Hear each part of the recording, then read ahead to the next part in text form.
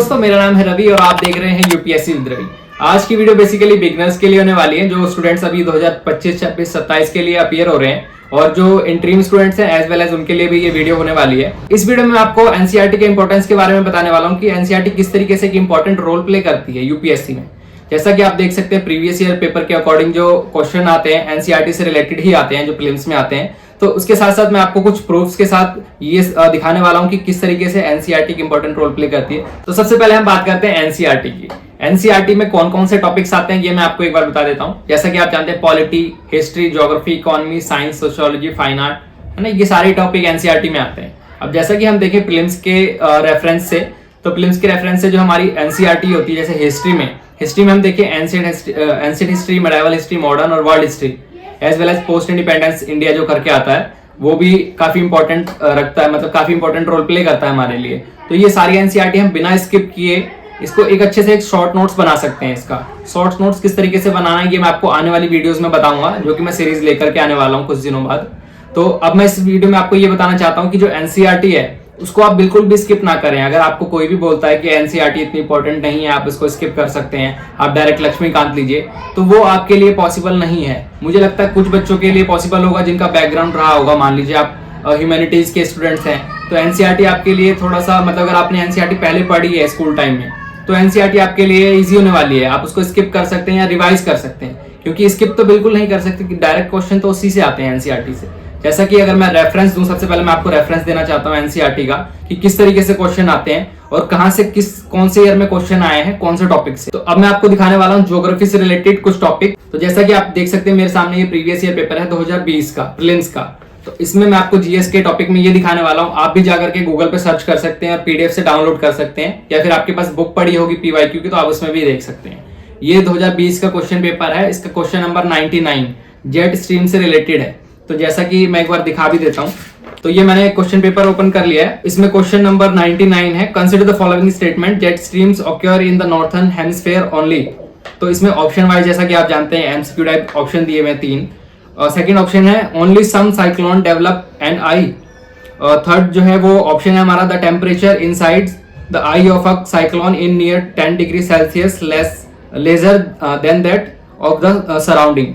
तो ये आप देख सकते हैं 4 ऑप्शन दिए हुए हैं कंसिडर करने के लिए 99 क्वेश्चन में।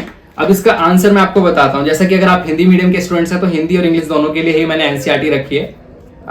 देख सकते हैं आप ये, जैसा कि ये हिंदी मीडियम की एनसीईआरटी है, 11th क्लास की है, भारत भौतिक पर्यावरण। अब इसमें मैं चैप्टर दिखा देता हूं आपको, कौन से चैप्टर में ये क्वेश्चन आया है, कौन से चैप्टर से आया है। ये सारी चीजें मैंने पढ़ी हुई है तो मुझे इसका थोड़ा सा आइडिया है। जैसा कि आप देख सकते हैं मैंने हाईलाइट भी किया हुआ है इसमें कुछ। तो ये चैप्टर है हमारा क्लाइमेट करके, चैप्टर 4। आपके पास एनसीईआरटी होगी, या फिर आप जैसे अगर आप लेना चाहते हैं तो वो आप ऑर्डर कर सकते हैं, जैसा कि मैंने आपको पहली वीडियोस में बताया। तो अगर ये एनसीईआरटी है आपके पास तो चैप्टर नंबर 4 पे आप जाएंगे, क्लाइमेट चैप्टर है। इसमें आप जाकर के देखेंगे कि ये जेट स्ट्रीम से रिलेटेड, मतलब जैसे हमारा इंडिया का क्लाइमेट कैसा है उससे रिलेटेड सारी चीजें आपको मिलने वाली है ना, कैसे मॉनसून चेंज होता है, ये सारी चीजें आपको देखने को मिलने वाली है। तो इसी में आप देखेंगे जेट स्ट्रीम करके टॉपिक है, तो इससे ये रिलेटेड क्वेश्चन आया है। तो ये डायरेक्ट इस तरीके से क्वेश्चन आते हैं, ये मैंने दिखा दिया आपको। बाकी इसी तरीके से और भी टॉपिक्स में आते हैं, जैसा कि पॉलिटी में, इन्वायरमेंट में भी है, इन्वायरमेंट से रिलेटेड भी इसमें टॉपिक मिल जाएंगे आपको। तो इन्वायरमेंट, पॉलिटी, ज्योग्राफी, हिस्ट्री से भी डायरेक्ट क्वेश्चन आते हैं। तो ये सारी चीजें एनसीईआरटी में काफी इंपॉर्टेंट रोल प्ले करती है। देखिए वैसे तो मैं कोई सर्टिफाइड टीचर नहीं हूं, लेकिन मैं अपने ये एक्सपीरियंस से बताना चाहता हूं आप सभी को, उन बेसिक स्टूडेंट्स को बताना चाहता हूं बेसिकली जो अभी नए हैं यूपीएससी में, बिल्कुल न्यू है वो, तो उनको एक थोड़ा सा आइडिया नहीं होता। उनको काफी लोग जो है वो मिसगाइड कर देते हैं कि आप ये पढ़िए, डायरेक्ट लक्ष्मीकांत पढ़िए और वगैरह वगैरह, ये सारी चीजें। तो ये सारी चीजें उनके लिए उतनी अच्छी नहीं है। अगर आप डायरेक्ट एनसीईआरटी छोड़ करके लक्ष्मीकांत पढ़ते हैं तो लक्ष्मीकांत में भी आपको सेम वही टॉपिक देखने को मिलने वाला है। जैसा कि आप देखें 11th क्लास की जो पॉलिटी है उसमें एग्जीक्यूटिव, लेजिस्लेटिव, जुडिशियरी, इन सभी के बारे में दिया है, पार्लियामेंट के बारे में दिया है। वही चीजें आप एम लक्ष्मीकांत में पढ़ते हैं, लेकिन जब आप एम लक्ष्मीकांत में पढ़ते हैं तो उसमें थोड़ा सा लेवल अलग हो जाता है, थोड़ा हाई लेवल का होता है। तो इसलिए सबसे पहले अगर आप बेसिक फंडामेंटल चीजें जानना चाहते हैं उसके बारे में, जुडिशरी के बारे में जानना चाहते हैं कि इंडिया की जुडिशरी सिस्टम कैसे काम करता है ना, वो मतलब कितना उसके पास कौन कौन सी पावर्स हैं, वो सारी चीजें अगर आप जानना चाहते हैं तो बेसिक के लिए सबसे पहले आप एनसीईआरटी लीजिए। उसी में हम बात करें ज्योग्राफी में, तो ज्योग्राफी में हम सबसे पहले देखेंगे क्लाइमेट कैसा है इंडिया का, इंडिया की लोकेशन क्या है वर्ल्ड पे, लॉन्गिट्यूड के बारे में पढ़ते हैं, लैटिट्यूड के बारे में पढ़ते हैं। ये सारी चीजें अगर आप नहीं जानते, यूपीएससी की तैयारी करने में आपको काफी सारी प्रॉब्लम्स को फेस करना पड़ सकता है। अगर आप डायरेक्ट कोई बुक लेते हैं, मान लीजिए किसी के रेफरेंस पे, क्योंकि मार्केट में काफी सारी चीजें अवेलेबल है। अगर आप यूट्यूब पे जाते हैं, सर्च करते हैं यूपीएससी, तो हजारों वीडियोस आ जाएंगी, हजारों ट्यूटर्स की वीडियोस आ जाती हैं आपके पास। काफी सारे मेंटर्स ऐसे हैं जो अच्छे से गाइड भी करते हैं, काफी सारे कुछ लोग ऐसे हैं जो आपको मिसगाइड भी कर सकते हैं। वैसे तो मैं सर्टिफाइड नहीं हूं, लेकिन मैं अपने एक्सपीरियंस से ये सारी चीजें शेयर करना चाहता हूं, क्योंकि काफी बार मेरे साथ भी ऐसा हुआ है कि मैं भी मिसगाइड हो चुका हूं।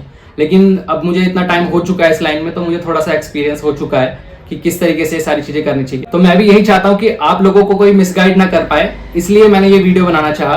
तो इस वीडियो में मैं यही बताना चाहता था आपको कि एनसीईआरटी आप किस तरीके से पढ़ सकते हैं, और इससे भी डिटेल में वीडियो चाहते हैं तो और कमेंट करके मुझे सजेशन दीजिए किस तरीके की वीडियो मुझे बनानी चाहिए आगे बिगिनर्स के लिए, और किस तरीके से ये वीडियो हेल्पफुल रहने वाली है आपके लिए। ये सारी चीजें आप कमेंट करके बताइएगा। मेरे चैनल को सब्सक्राइब करिए ऐसी वीडियो देखने के लिए।